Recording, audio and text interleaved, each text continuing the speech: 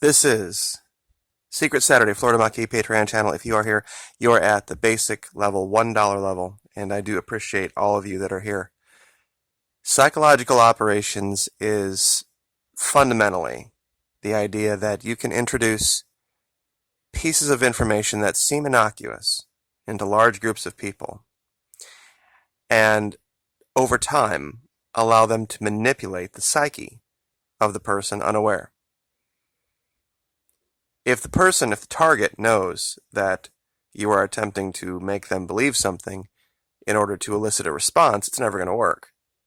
So it has to be subtle. And a great tactic for maintaining that information in an active state is attaching it to an emotion, creating some type of an emotional bond to the information. I've said this before, I'll say it again. If you come away from an event, whether either you've gone to your phone or your tablet, your computer, whatever TV device, to get informed about the day's news, and you come away from that information having changed your emotional state for the day, then more than likely the information you got had been tainted and flavored. Because emotions shouldn't do that. Now, if you have a long time, like a favorite singer or a favorite actor, actress, something like that, some celebrity, and you read that they've passed on or something, that's completely different. That's not psychological operations. But if you go to get information about, well, gosh, I wonder what's happening with the situation in Iran or something that's happening with the situation at the border or whatever like that, and if you don't already have an opinion about it, which is not likely, if you go in to it and all of a sudden you start finding yourself yelling at the windshield, so to speak, if you're in the car alone, or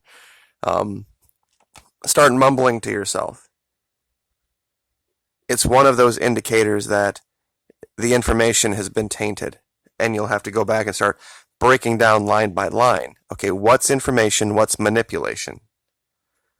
And CNN and Fox do this quite well. In fact, funny thing, when you think of blue and blue wave and blue things like this, you think, subliminally you think Democrat. But when you look at Fox News' website, the top bar is almost always blue, and their labels here are always blue. And as you go through their little logo, it's mostly blue. And all of these labels down here are blue.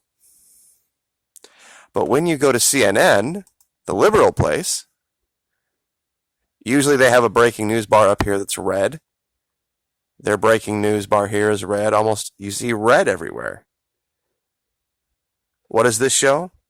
It shows to me that what they're attempting to do on both sides is to elicit their viewers into a state of emotional antagonism. We're going to give you this information and we want you to be upset about it, basically. Because you know that liberal viewers would go to CNN and they see blue things as positive, so they see red things as an alert, negative, wait, warning, Republican. Same thing at Fox. They go over here and they see all the blue stuff and they're like, oh, wow, wait, wow, what's all this blue? That's not good. Let's look at this. It's something you don't do it consciously. It's a subconscious trick that they use. Emotions change how you perceive and remember things. Very few people will forget the amount of their very first paycheck. But they will remember, if this ever happened, the first time they were ever robbed. And probably exactly how much was taken from them. Both are a transaction of sorts. Both are life-marking events. But one is going to stick out in your memory more than the other, simply because of the emotion attached to it. Our first paychecks probably weren't all that big, and more than likely, the amount of money, if you've ever been robbed, was whatever you had in your pocket at the time, 30, 40, 50, 60 bucks. Neither, if you had $1,000 on you, I suppose that's probably a pretty bad deal. But point being, most of armed robberies, thug type robberies, are just cash you have on hand. and probably less than what your first paycheck was. But you're going to remember the second event more than you're going to remember the first, simply because of the emotion. I think that's a pretty basic concept. Same thing when it comes to relationship memory. This one, personally, is the trigger for me. Not perfume per se, but smell. For some reason, certain odors can completely bring back memories from decades and decades ago, like they were just yesterday. It's very, very strange. Or sometimes you smell something you haven't smelled in a long time, just a certain group of smells, and then all of a sudden memories just pop up that you hadn't thought about. It's I know everybody's had that, but do understand that you can never unsee, you can never unhear things, and you can never unfeel things. They're always going to sit in there. They're always going to fester until you can put these filters up. Psychological operations counts on people having their filters down. If you can filter it, it won't work.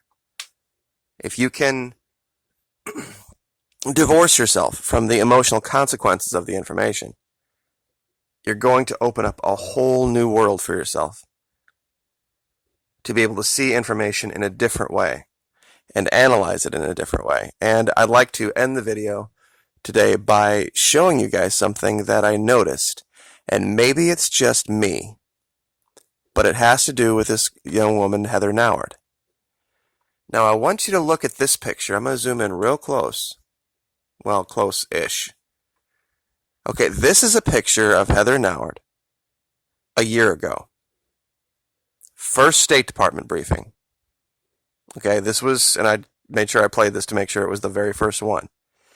Now, take note of all of her facial features and skin tone and everything. Now, this is a year later. You ready for this?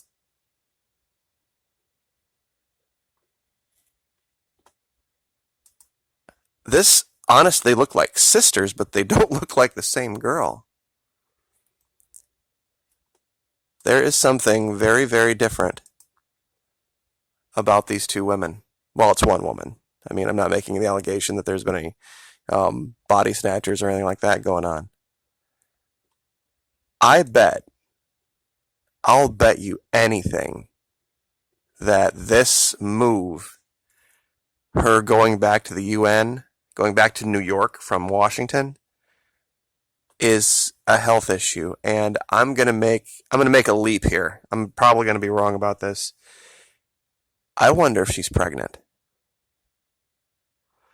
Because of course her job in Fox, that's where at Fox News, that's in New York. Working her job as Undersecretary of State would bring her to Washington, D.C. It's not really that far as geographic. But to see the difference 1 year has made to go from New York to D.C. New York, D.C. Now, the reason I say it, now here, of course, I shouldn't say it that way. Here, she's in D.C., but she just got here. She hadn't been in D.C. for 5 minutes, basically, at this point. This is the Heather Nauert that everyone recognized from the news. Something is going on with this girl. She's not well. She doesn't look well. If you watch this video, especially this one, this is the second one from, let's see, this is published 27 November of this year, and this one is from 6 June 2017. So this is, wow, this is like a year and a half. If I've done this, yes. So this is 18 months difference. Look what 18 months has done to Heather Nauert in D.C. versus being in New York. I couldn't believe this when I was watching it, and I was flipping back and forth. I was going to do a completely different angle on the video when I started to notice this. It's not a real big of a weight. I don't think it's a weight issue. There's just something different. She looks gaunt. Her hair is different. Her eyes are different. I have a bad shot here. Her eyes are kind of closed, but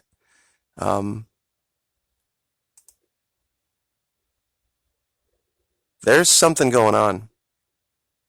Either she's ill, the time in DC has caused some kind of a problem.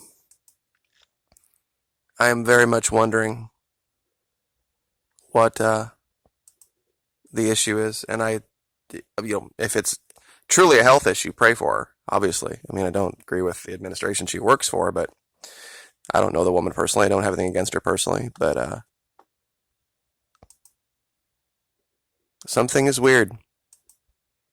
So, anyway, I'll let you guys chew on that. So we'll leave it there. But just remember, when you're looking at information, any type of information, whether it's news, whether it's here on YouTube, always have your filters up. Always be on guard for emotional responses that aren't appropriate. So we'll leave it there. Like, share, subscribe. See you next time.